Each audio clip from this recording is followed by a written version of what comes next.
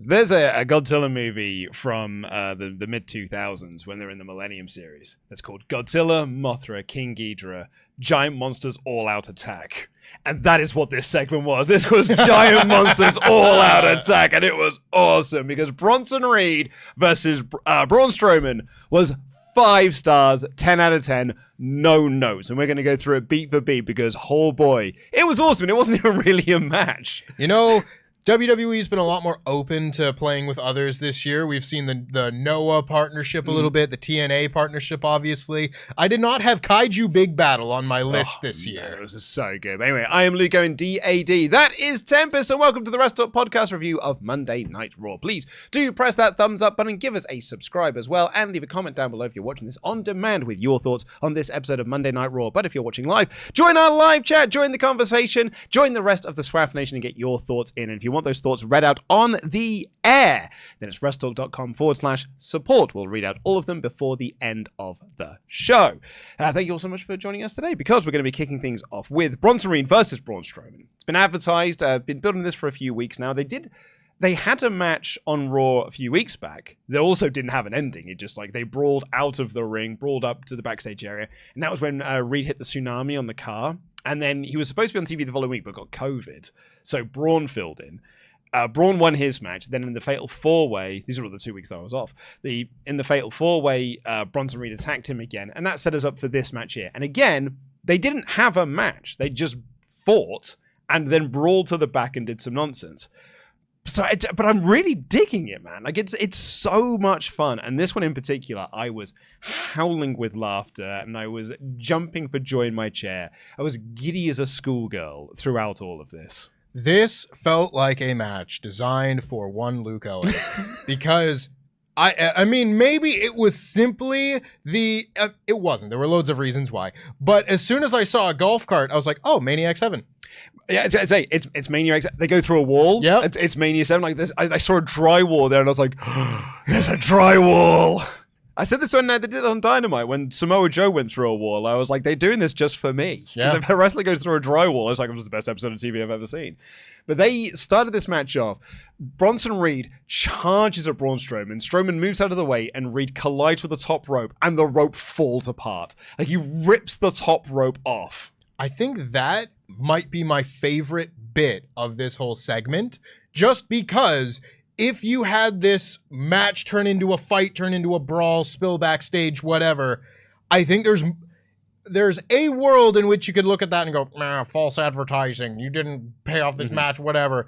But as soon as they just went, well, the ring's broken, we can't do the match now, we're not going to stop fighting, oh my god, it's out of control, I think it just lends that much more logic to the whole situation. Yeah. And I don't know who wants to look at logic and two big meaty men going through a wall, but it was like a little detail that I really appreciated. It added a little bit more destruction and carnage to all of it. What I particularly like about this is that when going into this match, I think a lot of people thought they might do the ring break spot. You know, you do the Superplex, the Mark Henry Big Show, or the Big Show Brock Lesnar one where you're the ring imploded, and you hit and the ring explodes and whatnot. But they zigged when you thought they were going to zag. And it starts off and Bronson Reed just runs. He grabs the top turnbuckle and just rips the whole thing off. So the top rope just falls apart. Joe Tessitore, by the way, this is my first Joe Tessitore episode. Because I've been keeping up with the clips while I've not been doing Raw for the past couple of weeks. But I haven't watched a full show with him on commentary. So this is my first time getting to share my thoughts on Joe Tessitore as a commentator. That dude is awesome. Big fan. Yeah, right? So I listen to, I'm an elder millennial, so I start conversation this way. I listen to a podcast, the news agents, and the news agents often play clips of American news. If they're talking about American politics, they'll play clips from Fox News or CNN or what have you. And I hear them, and I'm like, oh, that is what I imagine. If you ask me, what does an American news broadcaster sound like? I'm like, it's that. That's what I think of. And I hear those clips, and I'm like, yeah, that's exactly what an American broadcaster of a news anchor sounds like. Because I've seen movies. Joe Tessitore, he was opening up this broadcast, and I'm like, oh, that is what NFL commentators sound like. Bang on. If you were to say to me, what does an American football announcer sound like? Joe Tessitore is what they sound like. And does that bloody translate to wrestling real well? It's crazy. Like, I was watching this. This was also my first Joe Tessitore episode of Raw as well, watching in full. And I was just watching it. And from the opening of everybody arriving before the show from their various cars, and he's just setting up where everybody is at going into the show, I was like, first of all, I recognize his voice because sports. I watch him and I'm from over there. But I watched it and went, oh my God, this is what it's supposed to sound like all the time. It sounded incredible. He's really, really good at setting the scene. Third week in as well. I mean, I think some people, I think Pete and Ollie said this last week, where it's like, you know, he gets some move name wrongs every now and again. I'm like, oh yeah, but Michael Cole did that. He's been doing this for like nearly 30 years. Yeah. But anyway, I thought he was superb in this match as well. Like, he could not believe his eyes that the top rope had come off. And Wade Barrett is there as the color analyst to be like, well, you know, in wrestling, sometimes these things can happen if you've got big monsters going around to this. But Joe Tessitore, I thought, was so magnificent. And then Braun Strowman does the choo-choo train thing, and he goes to the outside. He goes around, and Braun Strowman grabs a fan from the ringside area, and throws him, like beels him over the barricade into Braun Strowman. I thought he'd like someone had done a run-in. It was like, this guy got some air. It was awesome. Clattered into this guy. So let's go spot by spot. Love that one. Yeah, really fun stuff. Just to put a point on the Joe Tessitore thing, his excitement at the ring breaking sells all of it that much more. 100%, yeah. You know? That's and a fan. It is, but it's also not just like a Pat McAfee, hey, I am at an 11, I've just chugged 2 monsters, and I'm just like, wow! Oh my God, look at this stuff happening! No, he actually was like, oh my, they can't do it now. What's this gonna mean? It sells the angle, and then immediately afterwards, you just see a fan get chucked out of the ringside area at this person. Now, this does bring on the only strike against, and it's not WWE, it's the USA Network censoring the show and making it unwatchable for about 5 minutes. But thankfully, if you watch it on mute, it's still a 5-star angle. That's it, yeah. I didn't say this in my edited review, but I have written in my notes here. Aside from the USA Network censorship, this was awesome. Because the crowd chanted Holy S a lot through this. But because it's on USA Network, they have to censor the crowd. So it was just like, but and you're right, like at times it's like, I need to take my AirPods out because this is actually genuinely horrible to listen to. Can't get to Netflix fast enough. And it's not WWE's fault. Yeah. That's broadcasting. Yeah. So anyway, so they go towards the timekeeper's area, and then Braun crossbodies Bronson Reed through the timekeeper's area, so that collapses. More Holy S chants.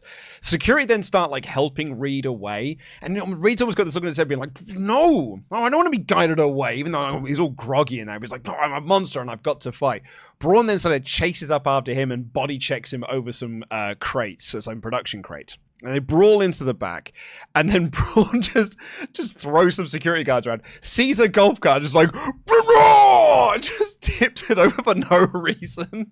He looked back on his 2017 I must tip this over gimmick and went, that one's easy. He could have thrown it. Yeah, right? Like, he just sort of tipped it over, or have someone in it, and just like, and he just tipped it over. And then that allowed Bronson like a little bit of time to recover. And he runs across some production crates and does a standing tsunami onto Braun Strowman through a table. So then they clatter through these tables. And that was when they revealed the drywall. And that was when I was like, oh, now we're getting to the meat of this. Because then they get up and Braun spears him through this wall. And I don't know what happens next. This is the best thing I've seen all year. Is my favorite part of the whole segment. They clatter through this wall. Leaves a whole like, big Looney Tunes style like hole in the wall, his arms going up and everything. And then there's like 5 seconds, and then some crates fall. It wasn't even crates. It was like a cookie sheet was one of them, and there were just some like, it wasn't your big production crates. Oh my God, look at all the carnage. It was just, they go through, there's a beat, and then like 5 bins just got thrown off the top. Just fell from nowhere. It's like there was an aftershock. They went through, and then somebody's like, these things just fell from their heavens. It was so funny. I had a tremendous time with this. Yeah. This was so entertaining. And we've recorded 3 count, which will be going out this weekend. You and I are doing that. You kind of pitched the idea of like, I love the, what's next for this feud. And you pitched a last man standing match. A last monster standing match. Which is even better. And I think that fits for this. We've done 2 brawls. We can't contain these. The other way to do it is a cage match. So like neither of them can escape the cage, but we've just done a cage on SmackDown. I feel like we're in a more of a, let's hold back on overusing of gimmicks. But that to me, I think a cage takes away the strength of this feud. The strength of it is the carnage. And I get like in kayfabe, yeah, you probably want to contain these 2 monsters or whatever. But if you're looking at this feud, this is really fun. I want to see more of this. Let's see who can do the biggest thing possible to the other and then put them out for the count of 10. Yeah. I think that's the best way to do it. Like a big backstage brawl thing. And it is just, which is the last monster standing. Yeah. And I think that'll be so much fun. I think it'll be great. You do that for 8 minutes. Yeah. And it'll be some of the best 8 minutes you'll see on TV. Because that's it. I don't want this to be a last man standing match where like one of them does a power slam to the other and then they count to 8 and then they get up or whatever. No, just do a sprint, do a bunch of stunts, one after the other at the same rate and pace that we got in this segment, and just eventually have one be too big and then that's the end of the match. That's it. That's all I need. I just need one of them to fall, like both of them fall off onto something, like off a big thing, and they collide, and there's big smoke, and more production crates fall down 5 seconds after they've hit the mat, and then one of them just emerges from the rubble and stands tall, and that's your winner. Yeah. Like, that's what I want to see. That's wrestling. Oh, man. I had so much fun with this. Let us know in the comments down below what you made of this, and we'll get into your Ultrachats and see what you thought of this episode of Raw. This comes in from our moderator, James, who said, yes, Luke, GMK is an awesome Godzilla movie. It's in my top 5 Godzilla films. This match was for sure that film as a WWE match. Wasn't Final Wars level of crazy action, but for sure it was GMK. Well, nothing could be Final Wars. That film's bonkers. That film's insane. And also, quite naff. Annoyingly naff is Final Wars. It really, I give that every 5 years. I'm like, do you know what? I'm going to give Godzilla Final Wars another shot. And I've been doing that since 2004. And every time I watch it, I'm like, no, this film still is a bit naff. And I'm annoyed that it's a bit naff. So have you done it this year then? I have not. No, I went to go see Destroy All Monsters at the Picture House. Because I was going to say, if it's every 5 years, then you're due. I'm due. Actually, I'm due for another watch. But yeah, I went to go see Destroy All Monsters this year, the Pictures. Now it's very good. Ollie did not have a good time with it, but I thoroughly enjoyed myself. Mike here said, a terrific Iyo versus Bianca match, a terrific Bronson and Braun brawl, terrific Ludwig Kaiser promo work, and it seems like a creative finally has something for Ilya Dragunov to do going forward. Still don't get Jey Uso, but all in all, a pretty terrific episode of Raw. We'll get into it, but I thought this episode of Raw was pretty gosh darn spectacular. Me too. I had a really, really good time with this. We have a chat in here. We have not got the username. Kuzu here said, it's been 7 years, but welcome back, Braun. I'm not finished with you, Strowman. I haven't seen him this locked in since 2017. This feud has done wonders for both men. Please put this on Bad Blood, Last Man Standing. I mean, actually putting it on pay-per-view, I think we've got our 6 matches locked in now for Bad Blood. If Gunther versus Sami is going to get added, which is, the report currently, that is our 6 matches for Bad Blood. I wouldn't hate a 7th match, but I can't see trips going past 6. I'm refusing to live in this world. And I'm going to continue to lead the charge against tiny pay-per-view cards and giant pay-per-view cards. I want a nice 8-match card where everything gets time, we're in and out in 3 hours or less, and we're done. That being said, if this is a last man standing match that goes like 8 minutes, you can find time for it. 100%. And I gotta agree with Kuzo on this as well. Like, I've not been blown away by this Braun return, since he's come back, because he hasn't really done much of anything. He tagged with Ricochet for a bit, and then he got hurt. So, like, a lot of the time he's been out, so that's not his fault. But it has just been like, you don't really feel the same. You feel like a nostalgia act, but it's not hitting quite as good as it once did. But this stuff he's been doing with Reed, I'm like, oh yeah, this is why we loved him. Like, 7 years ago. This is why we were popping for this guy. It was, look at that summer. It's all of the, I'm not finished with you, tip over the ambulance, throw Roman off of a stage, the whole deal. But it's also that SummerSlam main event. Yeah. And that SummerSlam main event is very similar to a lot of what we're getting right here. And shocker, everyone loved that. Everyone loves this. This is what Braun should be doing. Like, all the time. You Yeah. know, No, within I agree. reason to keep it special and all that. But this is who he is. He's the big monster that can only be taken down by other monsters or your most valiant of baby faces. Lastly, on the bad blood thing, because the rumor is that there's going to be 6 matches on the card. It's also starting an hour earlier, starting at like 3 p.m. Pacific, and like then whatever that is Eastern, and it's like 11 p.m. here in the UK, which seems like really weird to be starting like so early. But apparently the scuttlebutt is because it has to be an hour earlier, but because they're adding one more match, it now needs to be an hour longer. Why? Because it doesn't. Yeah, because you got to do all the entrances, you've got to do all the sponsorship plugs, you've got to do the Peacock ad breaks, so you need to have an extra hour to add on another match. You simply don't. You can't. Hard mics doesn't get plugged otherwise. Wrestling can be concise. It can be. We can live in that world again. I don't think that's going to be the case for the record. No, probably not. 6 p.m. Although someone's here saying it's 7 p.m. Eastern. Well, that would be a normal time. Yeah. And then someone else is saying, I thought it was at 6. And so I'm going to go to WWE.com and just confirm. Well, you do that. In the meantime, I'll be a little bit of a negative Nancy because I have one thing. Yeah. Against 3 p.m. Pacific, 6 p.m. Eastern. What do you know, fans? Except which podcast to watch.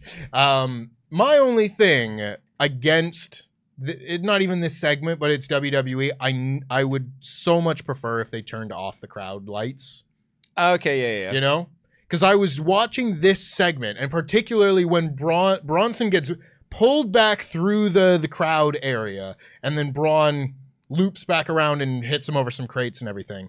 And I was like, if this was a dark building and they had spotlights on them, this would be so Attitude Era awesomeness. Yeah. Just everybody losing their minds at the two crazy people putting themselves through hell and everything. But it's so bright and illuminated and everything. And I know that's just a personal gripe of mine. And like Dan and I will argue about like, bright HD chic versus grungy dark wrestling and everything in different styles. And this is merely a personal preference. But if the house lights were turned down for this, I'm literally like, this is my segment of the year. Yeah, I mean, it's a personal preference thing. It's Yeah. like I sometimes struggle to get past computer-drawn, hand-drawn animation. Like Sure. I just prefer hand-drawn animation. The computer stuff, like I like, but I feel like there's a step between me and it. I much prefer hand-drawn stuff. And I get the same thing with like HD and grungy television. I'm a 90s kid, so I'm always going to prefer the dirtier, grungier one. You're a 90s kid? Yeah, it shocks some people, I know. Speaking of Attitude Era, though, they did something later on in the show, which I hope they're going to keep up with, because this is the sort of thing that, puts these sort of gimmicks over. They had a segment of the show that was dedicated to the fans showing off their signs. Like, they just had a run-through of just like, here are some of the best signs we've seen tonight. And it's like Wade Barrett and Joe Tessitore talking through them. And I'm like, that is how you encourage people to take signs, because I might get on TV that way. Mm-hmm. We were trying to work out a way, like when we were doing the maths versus pipe bomb stuff, we were like, how can we get people to take signs to that? And I was like, why don't we just ask? Like, I'll just do it on the news and be like, hey, if you're going to a show, take a maths is greater than pipe bomb sign. And a few people did. But that's the power of, like, us as a small, thing versus WWE as a big monster thing. WWE are putting out these segments where they're like, if you bring signs, you might get featured on TV. People take signs. And then before you know it, you're going to have arenas full of signs again. And I like that. Yeah, I'm sure the people stood behind the signs don't, but I don't care about those people. I want to see some funny things. Tell me about more video games that are actually overrated or need a sequel or something. I'm going to push slightly back on that, because that was fun at the start. Then people just start saying stupid things because they were just like, I just want to get noticed by Mafu. And the only way I'm going to get noticed by saying some terrible game should get a remake. It's the only way I'm going to get spotted now. Because all the good games that should get remakes have already been said. I mean, that's fair, but you can extend that to everything. If people just did the thing that you want them to do well and did not take the piss out of it, we'd all be having a better time in life. So we had everyone arriving for this show. The final one was CM Punk, because he came out for a promo to start the show. And he said, I'm often asked how many matches that I've got left in these bones. And it's way more than you'd think. But I didn't come back to WWE to make friends, but I didn't expect I would come back and make a mortal enemy in Drew McIntyre. But that is what happens. Did you think I thought this was going to be over because I touched 4 corners? But no. But in the same way, no shit, buddy. You shouldn't have thought this was over when you put me in a hospital. Like this, we've still got some roads to go here. However, I may have more matches in me, but how many Hell in a Cell matches have I got in me? And the answer to that is 0. Mm-hmm. My little sister does not want me to do this match. My wife does not want me to do this match. That little angel that's inside of me does not want me to do this match. But there's a devil inside me as well. There's a monster inside of me, and he wants me to do this match. And I'm going to tell you why I'm going to do this. I can't make promises. I can't make a promise that I'm going to kill Drew McIntyre because I can't do a promise I can't keep. But I will promise you that he will bleed. And I am prepared for this to be the end of CM Punk. I hope that you are prepared for this to be the end of Drew McIntyre. And I was like, this is money promo work. So, I must say, with the one little, my nitpick that I had to pause and turn to you and laugh about, like, oh, wow, I touched 4 turnbuckles and you know what? We didn't solve anything. It's like, yeah, I wonder if anybody saw that coming. Yeah. It's because it's a bad stipulation. It's because it's a bad stip. And all the people who, in bad faith or otherwise, tried to tell me that, oh, well, it's not the blow-off match. Well, in kayfabe, there's no such thing. It's that you win this fight, and then you've won the fight, and then it's done. Yeah. You know?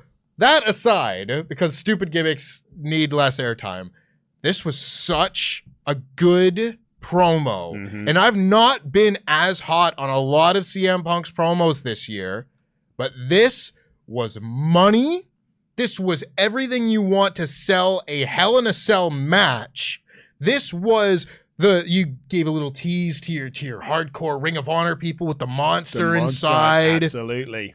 That's big and could potentially play a bigger role in this feud going forward. You've got the angle of this where he's not willing to promise this thing, which tells me that he's losing, you know, because baby faces, they will only make a promise if they're going to keep it. So, and granted, he's probably not going to go out there and say, I promise I'm going to kill Drew McIntyre. There's going to be a corpse in the ring when I'm done with him. But, like, him just saying, like, I'll make you bleed. I was like, ooh, but you're not going to beat him, are you? I think Drew's going to beat Punk at this show. Could be wrong, but we'll see. I had one thing in this that I have to imagine happened by accident, but I literally turned to Sullivan and went, oh, look at that. Because the final thing that Punk says is like, I'm willing for this to be the end of CM Punk. This is going to be the end of Drew McIntyre. And he gets right up close to the camera, and he's like, and I will see you in hell. And as he does it, like half of his face gets covered in shadow. Mm-hmm. And I was like, that's such a cool shot. And I can't imagine that he could have done that on purpose. But it was like that extra, like when things are going your way, every little extra bit, the camera shot, this, that, the other thing, it all lined up. I've been saying I'm really excited for this Hell in a Cell match. And this only drove that point home that much harder. Yeah. It was concise. He didn't ramble. This wasn't a 20-minute opening promo. Nope. He just went out there, said his piece, and sold me the pay-per-view. What I loved about this, because I 3 big things jump out to me for this. Number 1 was the delivery, because he just walked to the ring. He didn't do the down in the front, like, check the watch, it's clobbering time. Didn't do his entrance. He just walked to the ring. This wasn't a fired up CM Punk promo. This was a guy who was cutting a promo, just being like, this is a matter of fact promo. I thought the delivery was so great on it. Point 2 on that, and all my points kind of do tie together. Point 2 on that is this is what people are talking about when they've been talking about, I don't like CM Punk in WWE. Because a lot of Punk's promo work in WWE has been like, boy, it's great to be back, and boy, gosh, am I glad to be home, and boy, gosh, am I happy to be in insert town name. Boy, golly, it's so wonderful to be here with all of you fans. This is the CM Punk promo that people wanted to see. This is the CM Punk magic that Punk brings to wrestling. So there was that, which I absolutely adored. And the third point of this, and ties all of this together, is for the last 20 years, the Hell in a Cell has meant nothing. The Hell in a Cell has just been a match. I'll give you 15. Since the intro of the pay-per-view. I think it's slightly longer than that. I think it got to a point where it's like, when I think back to like when I grew up watching wrestling, and this is me being a jaded old man, but when I think about watching wrestling, I'm like, you'd announce Hell in a Cell and be like, oh my, it's a Hell in a Cell. Then it got to a point where it's like, oh, and now every match is a Hell in a Cell match. And we felt like we got to a point where we'd done far too many of them. That to me is the pay-per-view era. Because the last one previous to that is them announcing Undertaker and Edge at Hell in a Cell at SummerSlam. And that, for me, I was like, yeah, ooh, that's a big deal. So maybe it's just me as a jaded wrestling fan, a jaded old man, I should say. So maybe I'll take 15 then. Certainly the introduction of the pay-per-view, it just became a match. Mm-hmm. It didn't mean anything. It was just a cage. In the same way that WWE made cage matches mean nothing. Yep. It was just a cage match and it's got a roof. Like, that is pretty much all a Hell in a Cell was. It didn't have any oomph. It didn't have any meat. It didn't have any substance. It then became a big red thing, and it just became this ugly, toyetic bit of merchandise that meant sweet FA.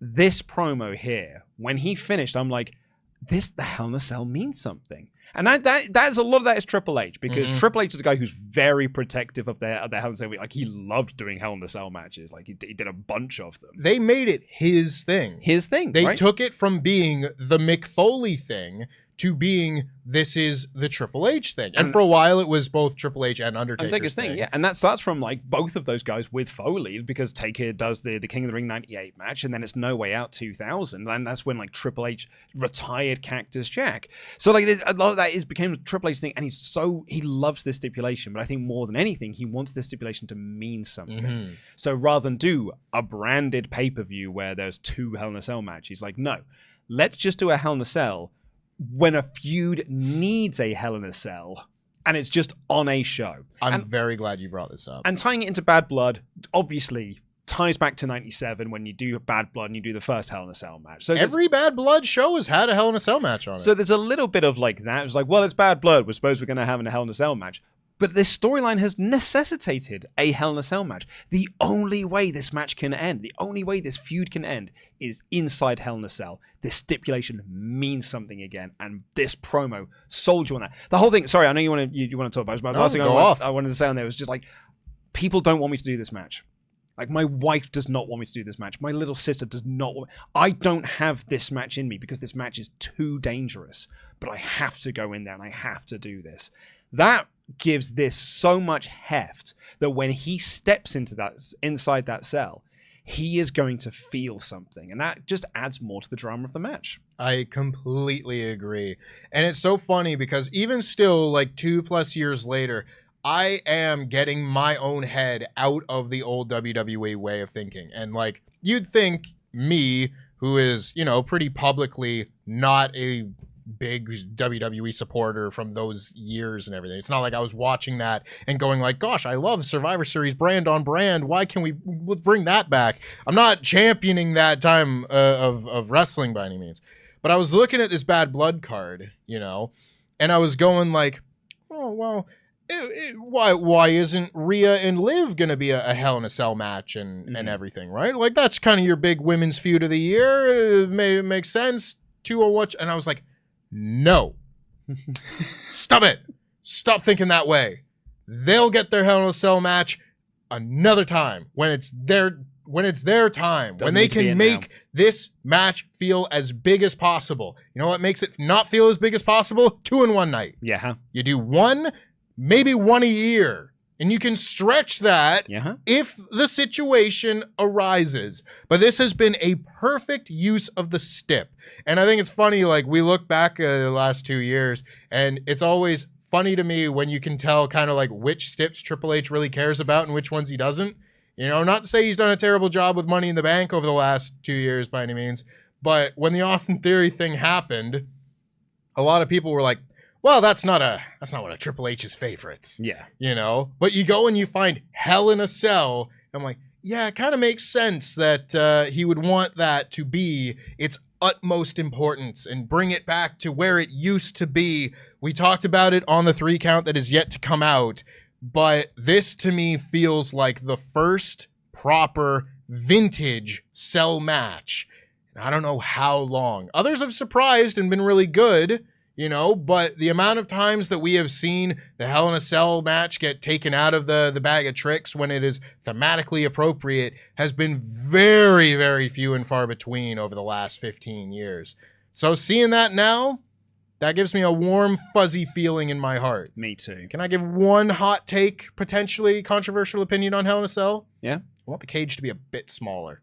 Okay, yeah. So the big, massive one. It's too tall. Yeah. I only realized this like this week, you know, because the original small cage doesn't last that long comparatively. They change it in 2006 when they've got DX, the McMahons, and Big Show because they need more space upwards for whatever reason. Oh, the Big Show. Yeah, he's too tall. I really like the old cage because it feels claustrophobic. Yeah, feels like you're trapped inside. Like you're in there. The roof is like not that high above the ring. If you put a ladder in the thing, you can. Well, Jeff Hardy did it with the new cage anyway because he's a madman. But I like the old cage. I like the lower roof. I like the feeling that you're trapped inside. That's my TED Talk. Like I'm looking at the comments now, and a lot of people are talking about good Hell in a Cell matches that we've had in the last 20 years, i.e. Cody and Seth. Yes, that's obviously the biggest one that comes out. But I would argue that is a good match, not because it's inside Hell in a Cell. That is just, that's a good match because it is a good match. Right. I don't look at that and be like, oh man, that necessitates hell. Like that is why you have Hell in a Cell. That was just a good match that happened to be inside Hell in a Cell. I completely get what you're saying. That's not to diminish it in any way. Not at all. But it is like, you know, there are different. This is like, that was a 2-month feud where it's like, well, and now Hell in a Cell is the next pay-per-view, so they're going to do their last match in Hell in a Cell. And it ended up being legendary because of what happened. Yeah. You know, with the Cody injury, yeah. But also, you look back at the last 15 years, and like maybe Edge and Seth, when they had their Hell in a Cell match in Saudi Arabia, that one turned out really well, was kind of like the end of the big feud of the summer. He also bloody loves a Hell in a Cell match. He does. But besides that, I mean, what are you working with? Well, that's because it's that time of the year, so you're just inside this match now. And that's what I mean about like the match not meaning anything. And again, okay, old man yells at clouds. Not back at 2000. When it was Cactus Jack and Triple H, that stipulation, when they announced that, it was like, when Foley announced that, I was like, oh man, there's no way Triple H is surviving this. There's no way Triple H is going to beat him this time. Fast forward to the end of the year, when they do the Armageddon Hell in a Cell, Mick Foley as commissioner, he's the one who picks that stipulation because he wants to, you know, make something as big as possible. And Vince McMahon is terrified of him doing this because he's like, you're going to put 6 of my top guys inside this match. Are you insane? And Vince tries to stop the match. Like during the match, Vince is like, we need to tear this thing down because I cannot lose all 6 of these guys to this barbaric structure because the match means something. The stipulation means something. These people are scared to be doing this. When Seth and Cody were having their feud, it wasn't like, oh man, we're going to be killing each other inside Hell in a Cell. I was like, well, it's Hell in a Cell next month, so I guess we'll face inside a Hell in a Cell. Jeff Hardy goes into Hell in a Cell because he wanted to have a Hell in a Cell match because it sounded like fun to him. And yeah, that might be, ooh, Jeff Hardy's crazy or whatever, but at this, that was the age we were living in. Yeah. It's like, oh, well, I've never had one of those. I'd love to do that. So yeah, that's what I loved about this was this made the match stipulation mean something, and that means that the drama of the match is really going to mean something. I remember actually the first Blood and Guts match. They had that promo segment with the Pinnacle and the Inner Circle, and I sort of was like, that was a money promo that made me want to see that match. We did live reactions for that because the promo was so good. I was like, I have to watch this match live. And then, you know, I don't think the match overly delivered. In terms, like, it was fine. I think it would have. Say if the one thing people remember about it, exactly. It was like wasn't lame. It's like the exploding barbed wire death match. It's like if everyone didn't remember the ending, that match is awesome. It's just it's ruined by its ending. Right? I think that match is good. It's just slightly ruined by its ending. But like sometimes there are money promos that make you want to see matches, and just the whole point of a promo is promotion. This makes me want to see this match. It made me so more invested in this feud than I have been in a while. I completely agree. We had Sheamus doing an interview where he kept saying Butch over and over and over again to wind old Pete Dunne up. And then they had a pretty good match. They had a moment when they did the Alabama Slam onto the table. And I was like, this is even more painful than it looks. But they have a pretty good back and forth. Dunne gets the shillelagh, and that kind of distracts both Sheamus and the referee. And while the referee is distracted, Pete Dunne hits Sheamus with the cricket bat and then goes in and hits him with another move and gets the win. I thought this was a very fun match. Me too. I think it is so interesting, and that might be the times changing, it might be my taste changing, it might be me maturing, might be him getting better. But I look at Sheamus now as like Sheamus having a match locked in, which is the stark polar opposite to where I was 12 years ago. Oh god, yeah, when he's the most boring babyface, or the most boring heel. The Great White Sheamus, the World Heavyweight Champion, having the same match with Alberto Del Rio every single show through the summer. No good. Bad, thumbs down, failed as world champion. Going in now and just being like, yeah, I'll beat the piss out of you. Doesn't matter who you are. Give me any person from Europe, UK, whatever, and we're going to have a fantastic match. And it's a highlight of every show that he's on. Really I loved this match. I think it is very interesting that all of a sudden Pete Dunne is being pushed ahead of like Ilya Dragunov and people like that. And that's not good or bad. I'll see how it all goes. But I saw this and I was like, wow, Pete Dunne, eh? I wouldn't have bet on that after the last year or so that he's had. I'm thrilled by this because I was worried that when Tyler Bate went out with the injury, I was like, uh-oh. Like, that usually when one of your tag partner goes out injured, you're off TV as well. But we saw this with Ivar. Like, when Eric went out with the injury, they were like, well, let's give the big old push to Ivar instead. And we're getting the Pete Dunne effect on that now, and I'm really enjoying that. I hope the sky is the limit for this guy. I wanted to see Pete Dunne challenge Gunther for the Intercontinental Championship so many times over, and we just never got it, never lined up. But I think this could be a really fun, new, smarmy kind of, not chicken S-word heel, but, you know, scrappy heel coming up through the not Raw. Scrappy Doo. No, not Scrappy Doo. That's what he used to be. Exactly. We're not having that. My only final point on this show, or not on this show, on this match, was that Wade Barrett on commentary said that Sheamus hit a bulldog-style power slam off the top rope. The British Bulldog didn't hit power slams off the top rope. Second, he hit an Emerald Flosion. And I'm going to take issue with that, being the puro mark that I am. Don't you disrespect the legend of Misawa by comparing that move to another, but regardless. I've been singing this from I've been that little canary in the cage being like, Pete Dunne's been on your roster now since he was 19 years old. Perhaps you should do something with this guy now. And finally, here we are. He was toiling away in NXT for so long. And they wasted so many years of that man's 20s.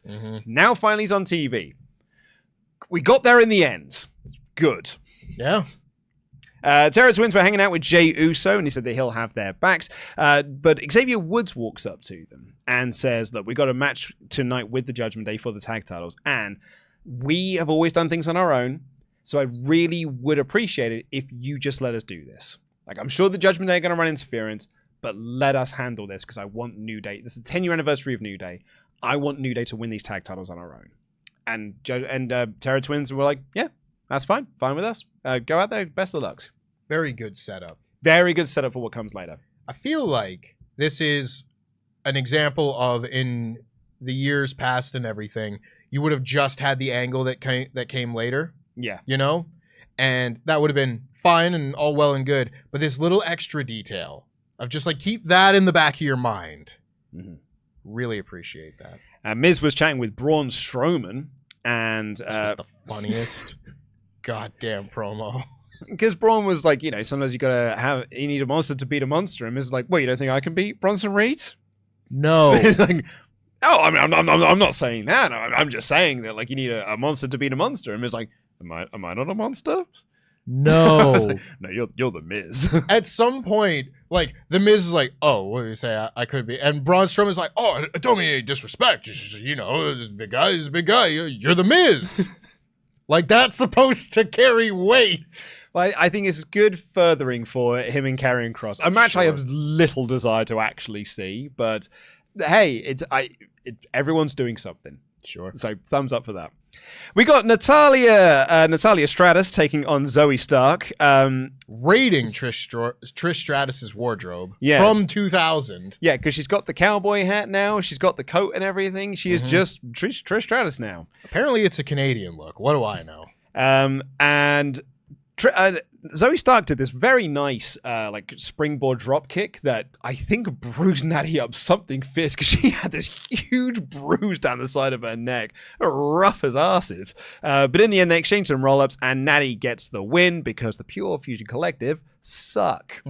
Cannot buy a win. There's not a whole lot to take away from this. This was kind of like, honestly, there were very few things on this show that I would be like, you could probably fast forward through that. And even still, this is a short match that, like, it's not going to offend you by watching it, but there's not a lot of point to it. I am deciding that I need Lyra Valkyria to break through this 6-person nonsense. Yeah, I barely even registered she was there at ringside. If anything, I will look at this as a success if Lyra Valkyria gets elevated in some way. And that means getting her away from all of it. But if she manages to beat everybody on the other team over some period of time, and then she can move up and do something else of note, then I'll consider it a success. Otherwise, this is a women's mid-card vortex if I've ever seen one. But it's not doing anything because, well, the Pure Fusion Collective don't win. No. So they just have matches where they lose and the good guys beat them all the time. So I don't know what the story is here. Women's trios titles. Maybe. I mean, that's what Amanda Savage keeps calling for. She's like, they keep setting up these trios. Surely they're introducing these trio belts, right? I honestly replace the tag titles with trios titles. I'm not saying introduce more belts. Just one more. Complete a new set. We had Kathy attempting to interview Rhea Ripley backstage, but Finn Balor walked up and said that she's just as bad as Damian Priest. You only cared about yourself. Because of you two, I was never world champion. And actually, it's because of you two, you're not world champions either, because you split up this family. Rhea was like, well, I loved this family, and I wanted us to be a family. I did everything for this family, and now I'm going to do everything I can to destroy you all at Bad Blood. And Finn kind of gets a bit het up by this, and he Get Up drops the bombshell in this segment that he was the one who got in Dom's ear, told him to go after Liv Morgan. When Liv Morgan was making those advances and Dominic Mysterio was all confused and he didn't know what to do, it was Finn Balor that told him to do it. I like the character progression for Finn Balor. I thought the performance itself was maybe a little wooden. This felt like a WWE scripted promo in that, like, hey, Rhea, I just haven't had a chance to talk to you since, the Damian Priest thing the whole time. And I just wanted to say that you're just as bad as he is.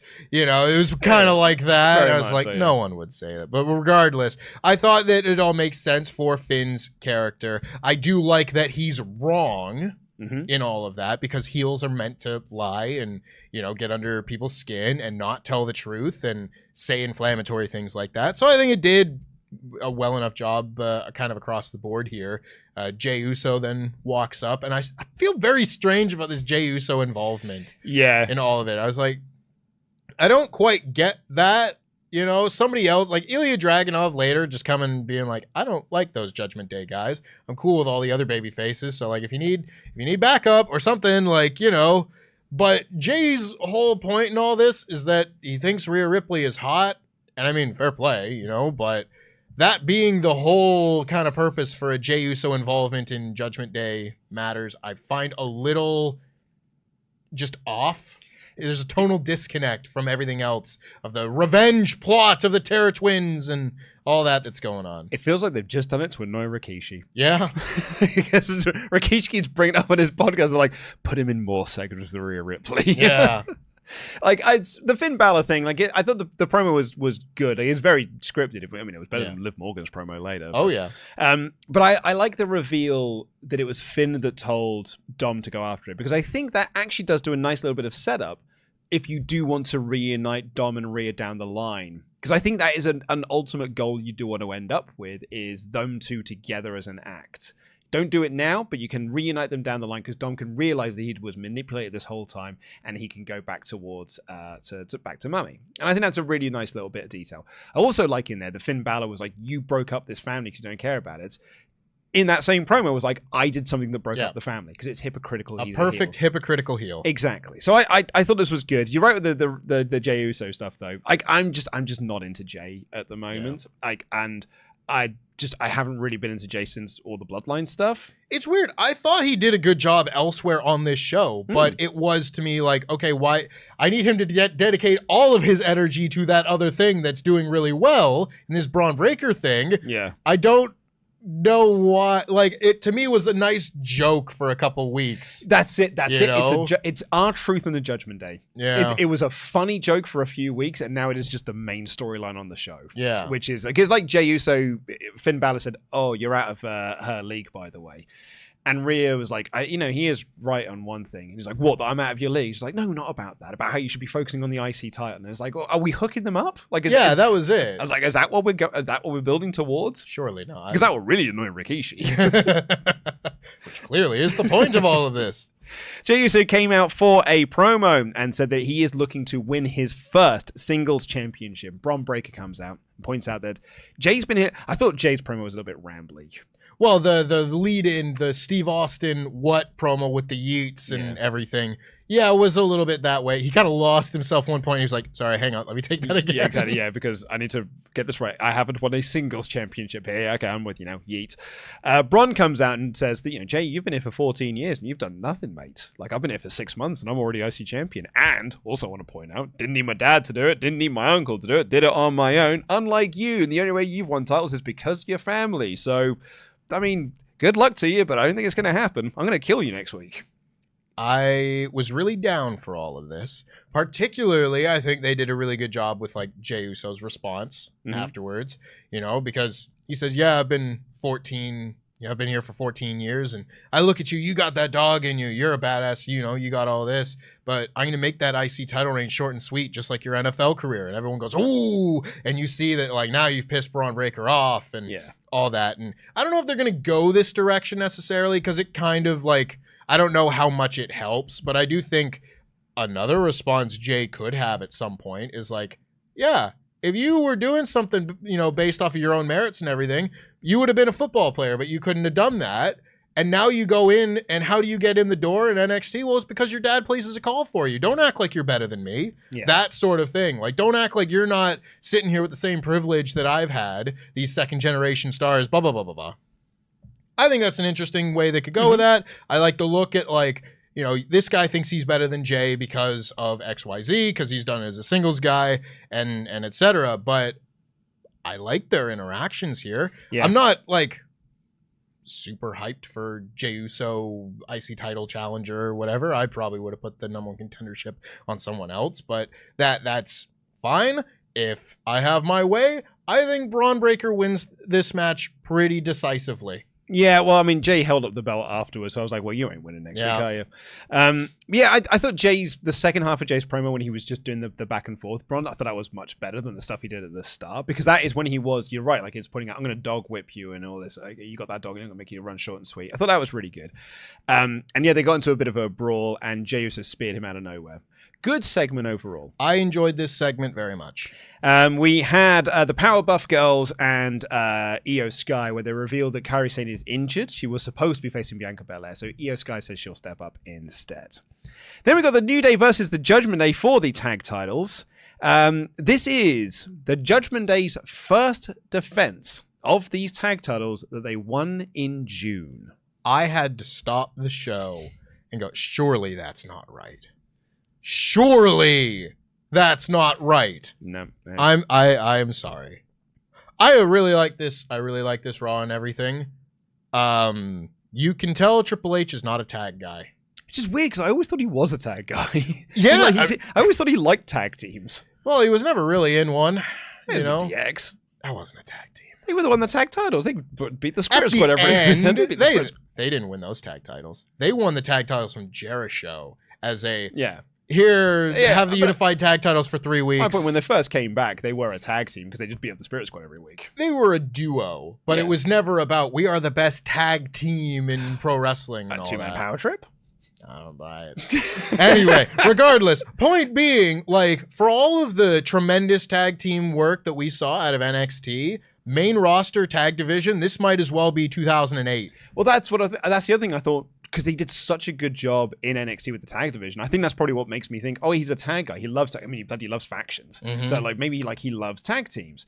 But I haven't seen it on the main roster, man, because I don't think SmackDown's doing anything much with theirs either. And again, like their tag titles are just stuck now in the Bloodline. Yep. And in the same way, their tag titles are just stuck in the Judgment Day. And the Judgment Day, this is their first tag defense. Yet apparently the Young Bucks are the problem with tag defenses. I did have a laugh, and obviously it's not the same people saying all the things and, you know, whatever. But I see a lot of people shaking their fists that Okada's only defended the title 5 times in his 6-month reign. And I'm sorry, but since June 24th, you couldn't find one Raw to defend these tag titles? I know. That is fraudulent. But again, it's because they're stuck in the group. Well, yeah. And the group's doing something else because they're feuding with Damian Priest and Rhea Ripley in the same way that the Bloodline are feuding with Solo Sikoa and Cody Rhodes. So there's not really any room for these tag title defenses. So you don't do anything with them. At least they have defended them because they did stuff with the Street Profits. Could we not have Ray and Dragon Lee win these tag titles? Could we not have had DIY keep the belts? Yeah. Did we need to put it on GOD? I agree. I don't think we did. But anyway, if there is I still think a lot of points of criticism that are valid against Triple H and his booking and everything. But I do think the tag division is near the top of the list. Yeah, it's the tag division and the women's division for me are like the my 1 and 2 of like the things I don't think he's hit. Like, he does so well elsewhere. I think that's and because he does so well elsewhere, it puts a bit more of a spotlight on you're not doing very well over here. I also think with the structure of this match, it was New Day get the shine, and then you go to an ad break, and it's during the ad break the Judgment Day get all of their heat, but then when you come back from the ad break, the New Day are back on top. So if you just watch this match without the ad break, it just looks like the New Day dominate and then Judgment Day won. That's the other thing. I don't think they're doing a good job of making this new Judgment Day look like a credible force. Well, they're not. They've got Carlito back there. Hey, now.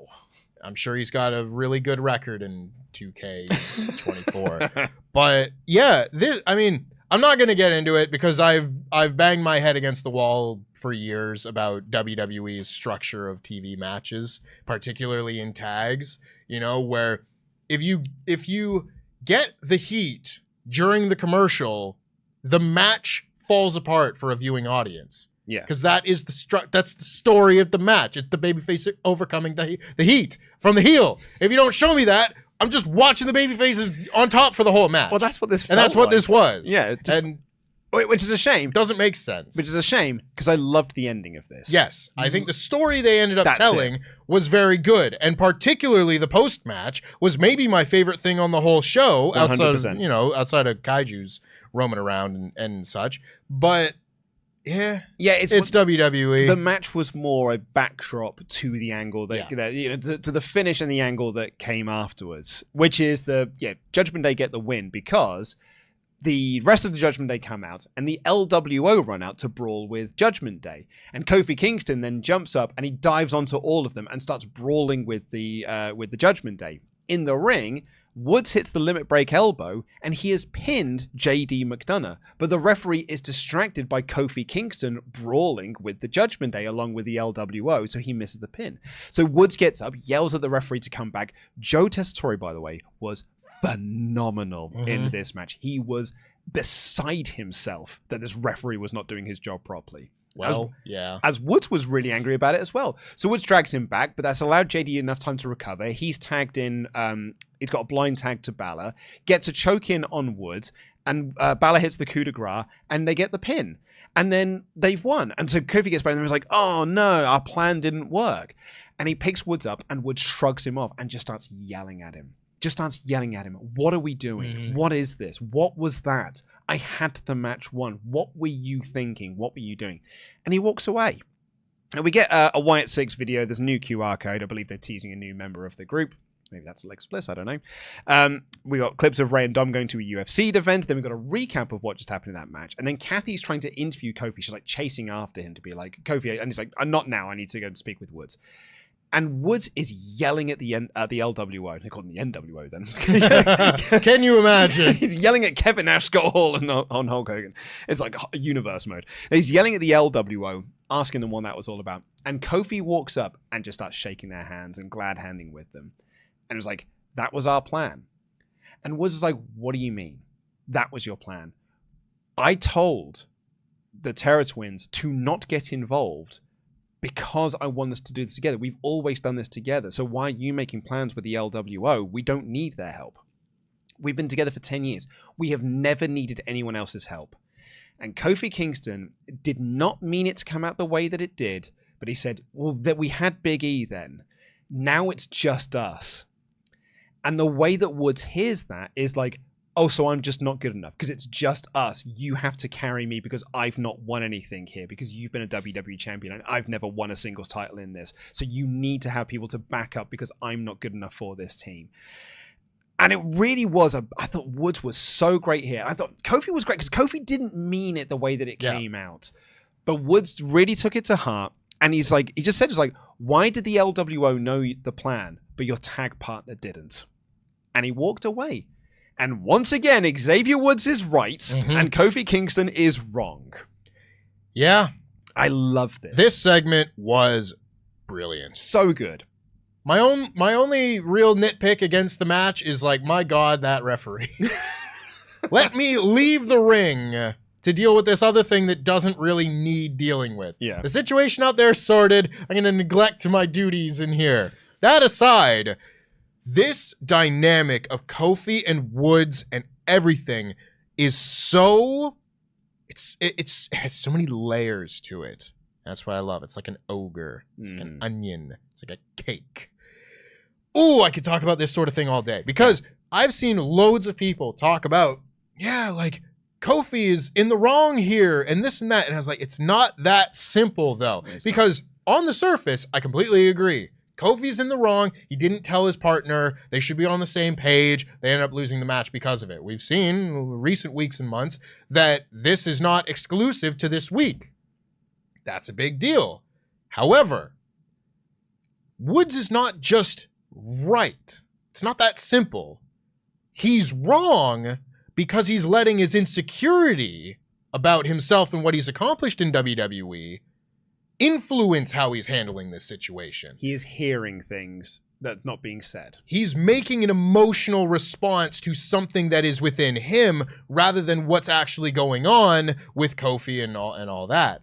And I think that's so smart. That is such a smart story for them to do leading into Survivor Series. And I would bet dollars to donuts that they're going to win the tag titles at Survivor Series, probably with the help or an appearance from Big E. Yeah, because that's the 10-year anniversary. And I think Ibu of WrestlePurist was saying that they have got, a story that they are telling here that they've been working on, they're really passionate about. And it's not going to be your traditional style of story. So I'm really into this. Also, I give them huge props. This Odyssey Jones thing could have derailed this story. 100%. Could have derailed it massively. And it hasn't. They have really recovered well off the back of it that no one's even thinking about it anymore. No one's been like, what happened to that Odyssey Jones fella? Because everyone's just focused on Woods and Kofi. Because really, that is the important part of this. I think they've done really, really good stuff with this. Yeah. This could very well be like, I say one of my favorite stories of the year and everything. It feels recency bias, affected. But these are guys that have an unlimited amount of goodwill with the people. These are people that have so many folks behind them that care about them, that want them to succeed, want their stories to be good. And this is the sort of thing where not only does it look great from the get-go here, they've done a very good job of telling this story. This is very much something where it's just like, I'll take this journey with you. Tell me a story. Tell me a story. I'm willing to... I'm not going to nitpick along the way. That doesn't make sense. No, you care about this. I care about you. Tell me a story. Yeah. Fraser Crane, I am listening. Yeah. Like, I am into this. We then got all the Bronson Reed, Braun Strowman stuff, 5 out of 5, no notes. We then had Ludwig Kaiser walking up, asking Adam Pearce, why hasn't Gunther got a credible challenger? And Pearce is like, well, the guy keeps asking to be a challenger, and you keep saying no. So maybe you're the problem. Sami makes his entrance for this, and he cuts the Sami Zayn promo of just like, look, I want to become a world champion. You fans deserve a world champion. But unfortunately, you got a world champion that doesn't. I was like, no, why do we keep making Gunther not feel like a credible world champion when he is like the best world champion? Like he should just be the top guy. He should just be the guy that he's the perfect wrestler, as opposed to this guy who's like, he disrespects people's families and he doesn't like America and he doesn't defend the title. He's a coward and all this. Like, I don't think that's Gunther. Yeah. They flip-flop on who Gunther is, and they keep doing the wrong one, I guess. But he did have a very good point in this when Ludwig Kaiser comes out. And Kaiser is like, the best moment of your career was when you beat Gunther at WrestleMania, because it's the only time anyone's ever like respected you. So congratulations on that, but it hasn't happened since, and it won't happen again. And Sami kind of starts to drive a little wedge between them to be like, well, why don't you step up? I know you want to do something. You can't just be a guy's mouthpiece forever. Surely you want to step out of the spotlight. And Kaiser kind of thinks about it for a moment. And just as he's thinking about it for the moment, Gunther comes out. And I'm like, all right, the champ is here right now. And they have this kind of like nice dichotomy. They were pointing this out in commentary that Gunther walks out, lovely suit, loafers, the championship belt and everything. And Sami Zayn looks like you and I. Yep. He's just out there in plaid shirts and scraggy jeans. He's got the Canadian special on. He is a 90s kid. You know, he is out there and he is dressed for the occasion. And Gunther just says to Kaiser, like, no, I'll address you in a moment, Sami. Is there anything you want to say to me? Is there anything you want? Because if it is, time is now. And Kaiser thinks about it for a little bit, and he decks Sami Zayn, and Gunther goes, like the big final boss of a video game. And he has a little brawl with Sami Zayn, and he's like, oh, by the way, Sami, I've considered your challenge. No, I'm no thank you. And off he goes. It's brilliant. It's What awesome. a dick. What an absolute dick. Oh. But like that's kind of what I want to see from Gunther. Gunther is not this guy who's a coward who's running away. He's just, no, I think you need to deserve this. You're like, not worthy You're not of worthy. me. You're not worthy of being this, because the last thing you did was lose the IC title. So no, like that is not. Get some wins, and then maybe we'll have a conversation. And Sami then holds onto Kaiser's leg. They have a little bit of a brawl. Sami lays him out with a haluva kick, and they're going to have a match next week. Ludwig Kaiser cut a fabulous promo on Sami Zayn later. He sure did. Ludwig Kaiser is not someone that I would have put on any sort of list of like underrated MVPs of a show by any means. Like, he's always been very good, you know, shout out Marcel Bartel, but he is one to keep an eye on. Where it's similar in the kind of way where it's just like when he was kind of in that mix with Sheamus and people like that earlier this year, I was like, you know, put Ludwig Kaiser on a Raw card, and I'm my ears perk up for that match. He's part of my banger boys. You know, if you've got like a SmackDown 6 equivalent on Raw that you can just slot these guys in to have great matches, he qualifies. He sure does. This is a great build for something, and I don't know what that something is, and it's one of those, like, it'll make for a nice moment, hashtag WWE moment, but I don't know if that is going to be better than the pairing of Gunther and Kaiser. So it's going to be like, okay, I'll wait for that moment, and then you got to prove to me that it was worth having that moment. Because I love this pairing. That's it. I'm not into splitting the pairing up, but I do want to see Gunther versus Kaiser. Like for a world title match between the two of them. I think you can build that story really well, but I don't think you need to split them up in order to do that. Yeah. But you can have Gunther being like, if you want an opportunity, you go out there and earn it, and I will happily have a match with you. I thought this was really, really good. We then had Liv backstage chatting with Damian Priest. I didn't think this was very good. Not really. No. It's not for me. Yeah. But what is for me, though, is Bianca Belair versus Iyo Sky. Why aren't we getting these matches all the time? Why is this not the point? Why is this not the women's world title picture? Because this match was awesome. This match was really, really good. A genuine one of those matches where I watched it, I'm like, oh yeah, Bianca Belair's awesome. I forget that because all she's been doing is doing like basic tags for a year. And I'm like, oh yeah, she's really, really good at this wrestling lark. And she had a great match here with Iyo Sky. And a great finish to it as well. Iyo Sky goes up to do the over the moonsault. Belair stops her, like off the top rope, gets into the KOD. Iyo Sky gets out of that, gets into a very tight, small package, and gets the win. I thought Belair's selling of that was great, where she goes over to the corner with Jade Cargill, and Jade Cargill's controlling her. And she just had the look on her face, like, damn, she got me. Mm-hmm. She didn't beat me, she got me. And Kairi Sane dived in with Iyo Sky. I was like, yeah, we beat them, we got them. And Belair's just like, man. And it was like, on any other day, either one of them could have it could have been Bianca Belair's day. But I thought they told a great little story within this, and I really, really enjoyed this. I thought this was a stellar little match. Great. It is so fascinating watching this women's division right now, isn't it? Mm-hmm. Like, I'm looking at this, and we were, again, chatting on 3 Count, which will come out later this week, where I was looking at Jade and Bianca and everything, and if you wanted to make the women's tags matter, I know that the Scottish Witches had a reason to win the tag titles that time of year, and that's really nice and everything. They got the win in their hometown. Someone had to. But that aside, goodwill for the hometown folks who've just been through something aside, Jade and Bianca should have been tag champions for like a full year and being dominant and everything.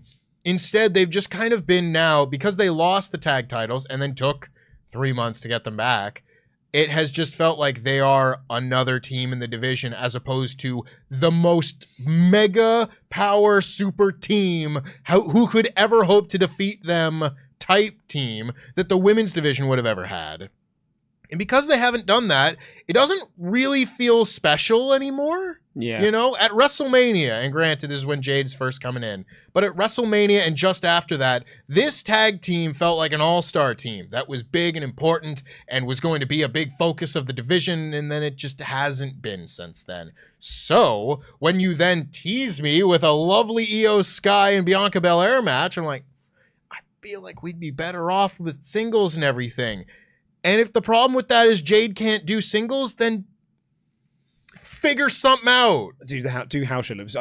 Putting her in tags is only going to get her so far. Then you gotta do that, sure, but do that every week, all the time. Have them defend the titles against the whole roster. Make sure that she's facing the best opponents. You got to do it right, and they're going halfway on it, and it's just kind of led to like middling TV for Bianca, who I think has also been sort of very much underutilized since Triple H has taken over, which is weird to say, but we'll see. We'll see where things go. I'm still expecting these two to have their WrestleMania match, and it's going to be a really big deal, and I'm sure we'll all eat crow when it happens. It'll be great. You know? But in the meantime, I'm going to enjoy a rare singles match between two of the best women's wrestlers on the roster and in the world, for that matter, on Raw for free, unannounced, blow-away match. So good. Fantastic. Give me this sort of thing every week. As I said, like, my only thing to take away from this is like, oh man, this is what the women's title picture is missing at the moment. Yeah. And it's like, nothing against Liv Morgan, is all on the booking, but like much like the tag belts, that women's belt is just stuck in the group, and it's just like, what has she done with that belt? She's had a match with Zelina Vega. Yeah. Like, and that's it. And then she's had a tag match with Rhea Ripley, and that's it. And now she's gonna have a match with her at Bad Blood. I feel like we're missing something in here, and what that is some really good matches. Yeah. We then had Rhea chatting with Damian Priest. We had a promo for American Made, who really revealed that Brutus Creed is the new Otis. He's the comedy goofball of their little team. And then we got the great promo from Kaiser. Then we got Jey chatting with Ilya Dragunov, and the Judgment Day walk up and threaten Dragunov to be like, if you're going to hang out with these sorts of people, then you've got a problem with the Judgment Day. I'm going to be friends with these sorts of people. And Ilya Dragunov's like, well, they're not my friends. I'm not friends with these people, but I respect them, which is more than I could say for any of you guys. And Judgment Day kind of like, if you get in our business, then we're going to have some problems here. Yeah. Just like, this was your warning. Your next one won't be so polite. Which was setting up, that's what the Judgment Day will be doing post Bad Blood. Looking to do some Finn and Ilya stuff. That sounds like a good match to me. I'm all for it. And then we got our main event of Dominic Mysterio versus Damian Priest, which was Damian Priest dominated the entire time and beat Dominic Mysterio very easily despite interference from the Judgment Day. That, if you just told me that that's what it was, I was like, oh yeah, all right. It went a little long for my liking. I think it was about 13 minutes, which... It was long. Yeah. Because like Dom didn't really do anything in the match. It was just him being beaten up. Well, here's the goof of the group, one of many. Yeah, I know, there's three of them. them. This faction sucks, bro. Judgment Day is so lame these days. Too many losers in this group. And one of them's the tag champ. Yeah, that's the problem. Like, Dominic makes a perfect goofball in this group if you don't have half the group be goofballs. You know what I mean? But that aside, you've got Damian Priest, who's just spent half this year being world champion, and honestly, by the end, a pretty good one at that. And yeah, I believe that he should be beating Dominic Mysterio and taking 90% of the match. He should. That being said, it probably should go about 6-7 minutes as opposed to 13 in that case. I think that's it. I think the problem is because he is one of three. Like, this could have been JD McDonough and the match would have been the same. This could have been Carlito and the match would have been the same. And that makes Dom feel less special. A little bit. And Dom should feel like a special actor in it. You know, he walks in the ring with his chewing gum and his crap mustache and his dirty mullet and stuff. I say crap, it's a glorious mustache, of course it is. You know, it's no Magnum TA, but it's a nice no one. Hangman Page. Exactly. But, you know, he's got the mustache that he's got. And he comes to the ring, but it's just Damian Priest just beats him up over and over and over again. And then Judgment Day interfere, but, you know, they also suck, so that does nothing. And then Rhea and Liv had a little brawl. And then Damian Priest gets the win. Very easily done. Afterwards, the Judgment Day get involved and they beat him up. Jey Uso runs down. I think there was a bit of mistiming here because he gets to the ring and then stops. Yeah, there's a little bit of waiting around. Double clutch. Because then Braun jumps over and he spears Jey Uso. So it was a cool visual. I think the timing was slightly off on it. And then the Judgment Day stood tall. Listen, I am in the minority on this. I appreciate that because this stuff works. Because as much as I can sit here and be like, why don't I think this the Judgment Day? Crowd go ballistic for all of the Judgment Day and for the Terror Twin stuff. And you look at the YouTube numbers, their stuff outtracks everyone on Raw. Even everyone. They outtrack the world champion. They outtrack CM Punk. They outtrack the Kaijus. They are the draw for Monday Night Raw in terms of WWE's mainstream audience. Yeah. It is over. Yeah, and that's the thing. I don't have a problem with the story that they're telling and such. It's that so much of the rest of the show's wrapped up in it. It's if they were telling this story, but the tag titles were also being featured elsewhere. Well, if the women's title was being featured a bit elsewhere. I get that that's sort of what we're fighting over. It's like 50% women's title, 50% you broke up my family type thing. Mm-hmm. If you had one of those two, like tag titles or women's title, elsewhere on the show, I don't think it feels like as much of the show is dedicated to this, with it still being the top program. You could still have it do exactly everything that you just said, but I maybe don't need the tag titles involved, for example. Yeah. Like, everything that you just said for the main event of this show, I think on paper, very solid closing angle. And in execution, it was most of the way there. Just a little long for my liking. You know, everything else on the show, barring like the Natty match, I would probably put above this. Not to say that this was bad, but this was one of the best Raws of the year, I thought. This was a great show. So if the main event that is like fine is the worst or one of the worst things on it, I think you're looking at a really good show that you should go out of your way to see.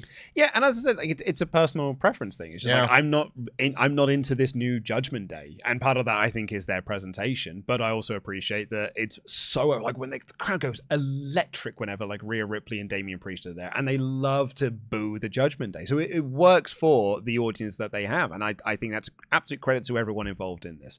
It's just it's not currently for me at the moment, but that's not to say that I'm not enjoying it. Because I thought this was a great episode of Raw. I thought this was a really, really great episode of Raw. And it's not flew by. It did, really, really did. And it's not just because I loved the drywall stuff.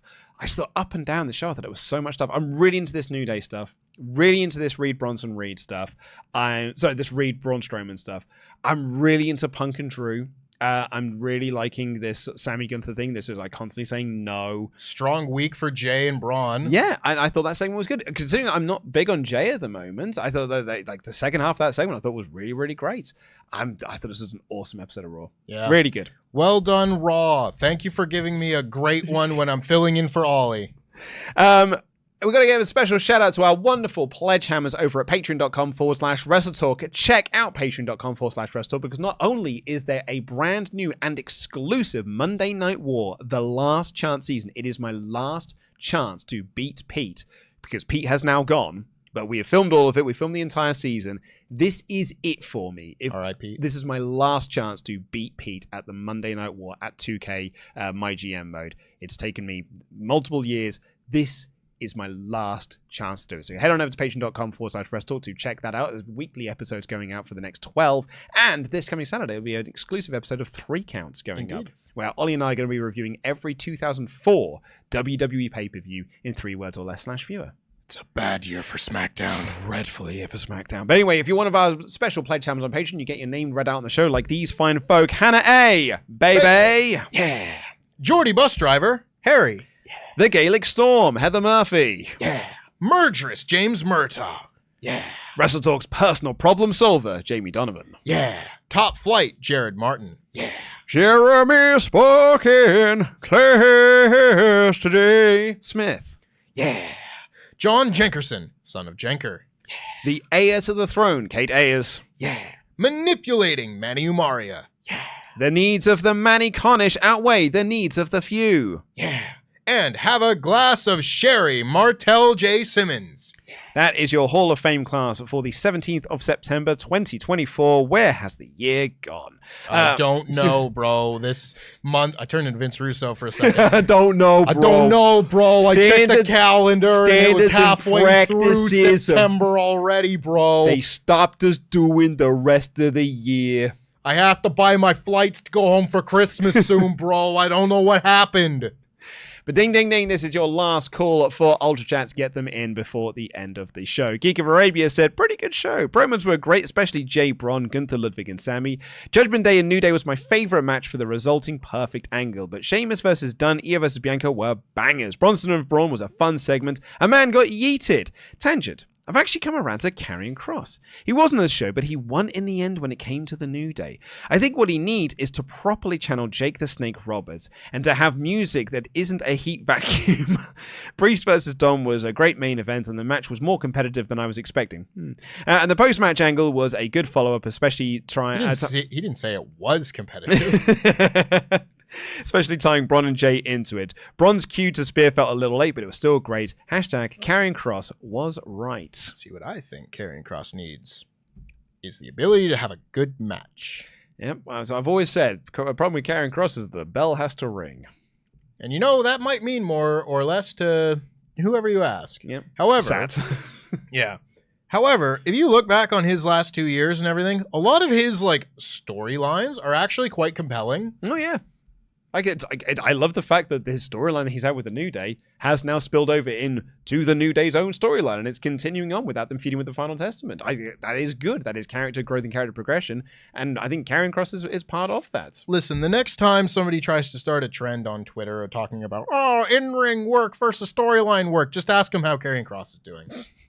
Kevin here said, a terrific Iyo versus Bianca match, a terrific Bronson Braun brawl, terrific Ludwig Kaiser promo, and it seems like creative finally has something for Ilya Dragunov to do going forward. So don't get Jey Uso, but all in all, a pretty terrific episode of Raw. I know Woods is right about Kofi not talking to him about his plan, but Kofi is also right. New Day has not won the tag titles since WrestleMania 37. Since Big E got injured, they never won the titles. And Judgment Day were obviously going to be there. I love the New Day story because it's so relatable. Lack of communication can lead to people overreacting and having self-doubt, especially when someone else, Karrion, tries to plant doubt in your head. Both Kofi and Woods are to blame in this. People like to complain that WWE just does basic storytelling, but you don't always have to do crazy stories. You have that realism and the people in there to make you believe what they say and what they do. Also, that referee sucks. Sure does. I mean, I was right. And actually, one of the great things in there is that in the match, Kofi laying out and taking out the competition wasn't anything wrong. He was not wrong in there. The referee was wrong. Yeah. But Woods wasn't mad at the referee because in his head, he's like, this is just Kofi doing Kofi things, and that is ruining it for us. Mm-hmm. That's not where his eye should have been directed. It should have been directed at the referee who was doing the job wrong. I could talk about this story and everything for an hour. We could do a whole podcast on it. I think it's brilliant because, again, it is basic storytelling, but it's done with relatable characters that people care about, and that's a lot of the times all you need. Yep. Rafael Garcia said, it was a great Raw, but welcome to my gripes. I'm sorry, but I cannot overlook WWE's continuity problem. Kairi is a pirate with an eye injury. Where is her eye patch? If you're a pirate with a bad eye, you need an eye patch. The merch sells itself. Is she still a pirate? I don't know. I don't think she is anymore. What happened to the Sky Pirates? Oh, well, Kairi just keeps getting injured. Yeah. It's like, no matter what, she keeps coming back and just getting hurt all the time. Whether it's her eye gets busted up and now her arm's hurting. I completely agree, though. Where is the eye patch? Yeah, well, if she was everyone looks good in an eye patch. Well, if she was in AEW, she definitely would have had an eye patch because Tony Khan bloody loves an eye patch. Loves an eye patch. Loves an eye patch gimmick. Loves the I could see the whole time. Don't ask why I've been wearing an eye patch for the whole match to hinder myself. He has done that once a year since he started AEW. Bloody loves that story. Julio Mendoza said, hi guys. Well, I didn't catch all of Raw, but I loved Breakker and I can't wait to see him retain next week. But do y'all think that Jey needs a singles reign? Personally, really don't like Yeet, but there isn't more that he could be done for a title that would make sense. Love y'all. It's an interesting question because in a time period in which these titles meant less, I would say, yeah, I think that's a good thing for him storyline-wise, proves that he's main event Jey Uso, single star, can do it on his own, whatever. I don't think that you can argue to me that the Intercontinental title at the moment would do better on Jey Uso than it would on Bron Breakker or Sami Zayn or Chad Gable or Gunther or anybody of the sort. For the last like 2.5 years, really. Yeah. If you swapped them and it's like, should Jey Uso have beaten Austin Theory for the US title last year? I argued it at the time. Yeah, I'd have said absolutely, yeah. You could have had him beat Logan Paul if everything was swapped around. So like he's a victim of circumstance in this case, and I would probably argue in his favor a bit more if it was the other title. Yeah, no, I completely agree. Mike here said, in relation to the heat occurring during the commercial breaks, why is WWE so inconsistent about having picture-in-picture during commercials? NXT does it all the time. SmackDown had it on Friday. Raw has it like 25% of the time. It would help so much. It's probably a network thing. Yeah. You know, which like is weird because they're on the same network. That's it. Advertisers will pay different amounts for like different kinds of ads. So they'll probably pay a different amount for a picture-in-picture ad compared to a full screen ad. Yeah.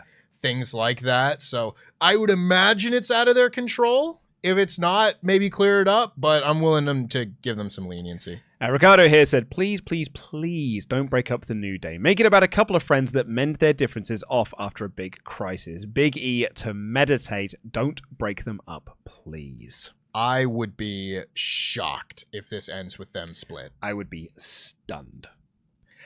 Hiko here said, haven't had a chance to watch the whole episode, but one not from the top of the show. Fix the lightning bolt on Punk's lower third. Definitely read like it said GM Punk, and he hasn't taken NXT from HBK yet. Will Campbell said, hi guys, as you both know, I adore the Cody vs. Seth Hell in a Cell match. Jey vs. Roman is a good shout too, but the Punk Drew match has money written all over it. The feud has been ace, and I have a great feeling about this match. Also, Trips, don't split up the New Day. Can I give a hot take that some people might know that others might not like? I don't like that Roman and Jey Hell in a Cell match very much. I don't like it. And it's mainly because of the referee, who's going to call off an I Quit match before anyone says I quit in a Hell in a Cell. Never mind that this is a year removed from Hell in a Cell 2019 gate, the calling off that, which was a year before the other one that they called off with Roman and Braun. They go in there and the referee's like, I'm going to stop this match. I'm going to stop this match. That's what I mean about Hell in a Cell. I feel like Sean Waltman here being really angry at Hell in a Cell 2019. Yeah. What the hell are you doing with the Hell in a Cell? Like, I feel like that guy right now. But like that is, I mean, like Jey vs. Roman, I like that match. Didn't need to be inside Hell in a Cell though. I like the idea of doing a Hell in a Cell I Quit match. I think adding like combining stipulations that can kind of work like that. I think that's a fun idea. I think the referee irritated me to the point where I was like, I'm not enjoying the match anymore. And also I feel like that's kind of the one where people will point to that and be like, look at the cinema. And it is just Roman Reigns doing a monologue in the ring. Just Roman chatting. You know? It's like, I get it if that's your style of wrestling in-ring storytelling and everything, and Roman's certainly done well for himself over the last few years. It's not mine, so it's not my favorite Hell in a Cell match. Ben said, Tempest, if you brought a gaming sign to the show, what would it say? I'd bring one that says the characters of party members of Final Fantasy VII Remake and Rebirth are infinitely better as characters than they were in the OG, which is especially how I feel about Barrett and Yuffie. I would probably say that Pokemon Coliseum and XD Gale of Darkness need a remake or a sequel. I previously would have said that Paper Mario and the Thousand Year Door need a remaster, but we got that, and it's one of the best things I've ever played. So, I'm turning my attention to my next favorite childhood GameCube games. So I'm taking the Pokemon XD and Coliseum games. Maybe it's just because you and I were playing it last Friday, but let's get Smash Court Tennis. Oh my God. Let's get some Mario Tennis on the go. Listen, get a real good one. Mario Power Tennis for the GameCube is the greatest game that's ever been made. It's the most fun I've had in a while. I need a Nintendo Switch Online GameCube collection like they've got for all the other ones, and it needs to have tennis on it. Yeah, that is it. With the Final Fantasy VII thing, maybe it's just me, and I have not played Rebirth in all fairness. I have only played the remake, but oh boy, did I not like those versions of those characters. Like that was a game I was actively begging to end. Like I was like, I just want to get to the end of this thing now. Partly that is because, I didn't like much of the characters. I just found them deeply irritating. But also, like the least interesting part of Final Fantasy VII is when you're in Midgar. And that is all of the first game. I remember you saying this. I was like, when do I get out of Midgar? When do I get to the actual story of Final Fantasy VII? What am I doing still in this damn city? And then I finally get out and it's like, right, now you gotta wait till the next game to play. I was like, what's that game? But where's the rest of it? You've given me one disc. Where's the rest of my Final Fantasy VII game? The good bit. The bit I'm actually interested in. Anyway, that's just me. I think that might be all of our old chats, but we do have an announcement to make that Death Sounds Lovely has become a member. Thank you all so much. Let's end this poll. So, thank you all so much for watching and voting in the poll. And 87% thumbs up, 10% thumbs in the middle. I'm going to be honest, that is lower than I thought. Lower than I thought. I thought that was going to be an easily a 90s thumbs up, because I thought this was a great episode. This, with my weird Canadian grading system, this was an A+ show, which is 90% and higher. I had a great time with this, and we hope you had a great time watching it as well. We will see you on Thursday for the AEW Dynamite review. It'll be myself and Tempest, once again, like Renegade Masters, giving our thoughts on that show. And please do press the subscribe button, give us a little thumbs up as well. Leave a comment down below with what you thought of this episode if you've made it this far. If you have, let me know your favorite Final Fantasy VII character. I'll know that you made it to the end of the episode. Till then, I've been Luke Owen, DAD. That has been Tempest. Jam that jam.